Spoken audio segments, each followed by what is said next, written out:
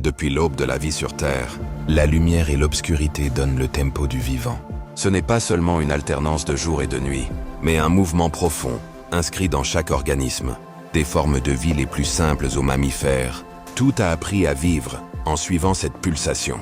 Chez l'être humain, cette mémoire ancienne s'exprime encore aujourd'hui dans le sommeil, l'éveil, la faim, la vigilance, l'humeur. Même entouré d'écrans et de lumière artificielle, le corps reste calé sur la rotation de la Terre. Cette alternance n'a rien d'un héritage culturel. Elle gouverne les mécanismes les plus fondamentaux de la biologie. Dans chaque cellule, des horloges moléculaires régulent les phases d'activité et de repos. Ces horloges locales sont coordonnées par une structure minuscule située au cœur du cerveau, dans l'hypothalamus, le noyau suprachiasmatique.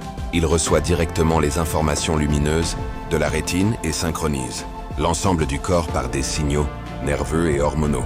C'est ce système que l'on appelle le rythme circadien, un rythme d'environ 24 heures qui organise la vie interne. À chaque cycle, cette horloge ajuste la température corporelle, la sécrétion hormonale, la pression artérielle, l'appétit, l'attention et même l'équilibre émotionnel. Elle est souple, capable de s'adapter légèrement à l'environnement, mais elle a besoin de repères réguliers. Lorsque ces repères se brouillent, l'organisme entier perd sa cohérence. Le mode de vie moderne crée précisément cette confusion. Les journées s'étirent tard, les repas se prennent sous une lumière artificielle, les écrans accompagnent le corps jusque dans le lit. Ces gestes, devenus banals, rompent un dialogue biologique vieux de millions d'années. La lumière bleue des écrans, proche de celle du soleil, envoie au cerveau un message trompeur. Il ferait encore jour. La sécrétion de mélatonine, hormone qui prépare le corps au repos, est alors retardée. Or, cette hormone marque la véritable transition vers la nuit.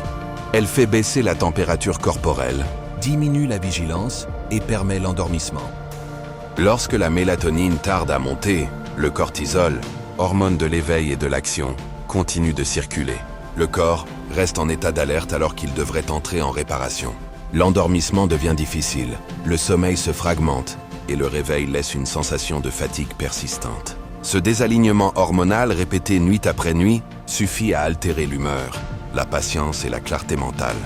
Le sommeil n'est pourtant ni un luxe ni une faiblesse. C'est une opération de maintenance vitale. Pendant que la conscience se retire, le cerveau s'active autrement. Il nettoie, trie, réorganise. Un système spécifique, le système glymphatique, élimine les déchets produits par l'activité neuronale, un processus qui n'existe réellement que durant le sommeil profond. En parallèle, les souvenirs sont consolidés, les informations utiles renforcées, les émotions réévaluées. Une seule nuit écourtée affecte la mémoire et la régulation émotionnelle. Plusieurs nuits fragmentées suffisent à troubler durablement l'équilibre intérieur. Le manque de sommeil perturbe aussi le métabolisme. Il modifie l'équilibre entre la leptine, qui signale la satiété, et la gréline, qui stimule l'appétit. Lorsque le sommeil est insuffisant, la faim augmente et le cerveau réclame des aliments riches en énergie. Ce mécanisme hérité de la survie devient dans le monde moderne un facteur de fatigue chronique et de dérèglement métabolique. Le système immunitaire est lui aussi directement concerné. Une seule nuit blanche réduit la production de certaines molécules impliquées dans la défense contre les infections. À l'inverse, un sommeil réparateur renforce la capacité du corps à se défendre. C'est pourquoi la maladie s'accompagne souvent d'un besoin accru de dormir. Le corps se met en retrait pour concentrer son énergie sur la guérison. Il ne s'agit pas ici de morale ni de discipline personnelle, mais de physiologie. Le manque de sommeil n'est pas une preuve de courage, c'est une rupture d'équilibre. Chaque heure manquante diminue la vigilance, fragilise l'humeur et altère le jugement.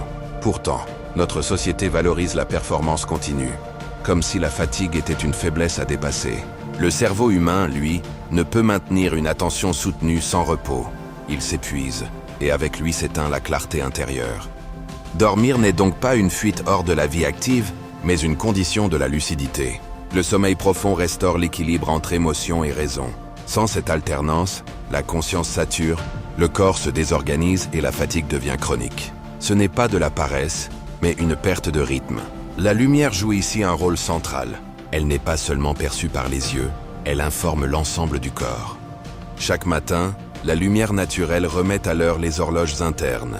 La rétine contient des cellules spécialisées, sensibles à la lumière, directement reliées au noyau suprachiasmatique. Quelques minutes d'exposition, à la lumière du jour, suffisent à déclencher l'éveil.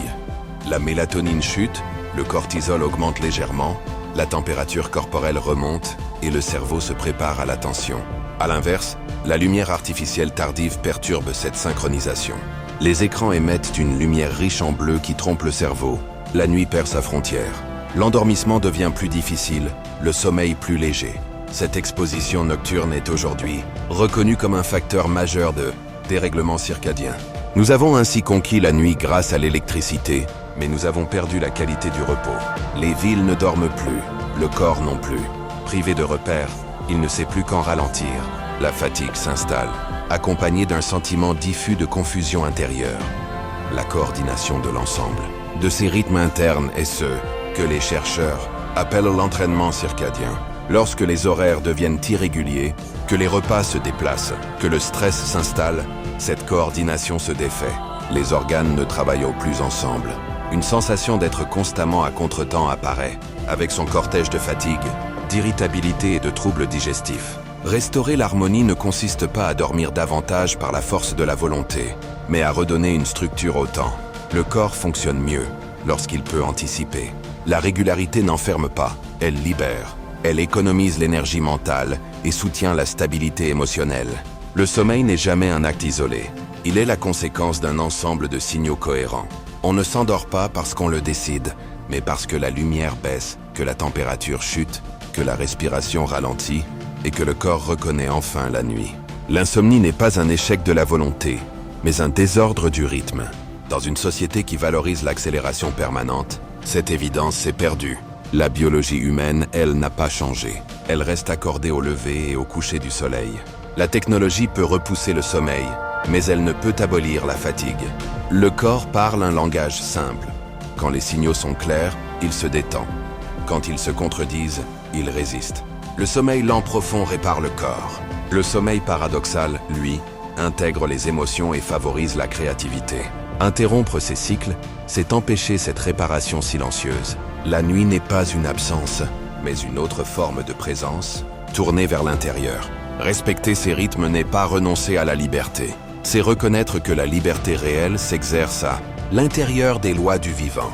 Le rythme soutient, structure, équilibre. Une vie sans alternance s'épuise. Une vie accordée retrouve sa clarté. Chaque matin, lorsque la lumière traverse de nouveau les paupières, le cycle recommence. La clarté extérieure réveille la clarté intérieure. Dans cette continuité entre la nuit, réparatrice, et le jour conscient se construit. L'équilibre du vivant. La lumière ordonne, le sommeil réorganise. Entre les deux, se joue silencieusement l'art de vivre.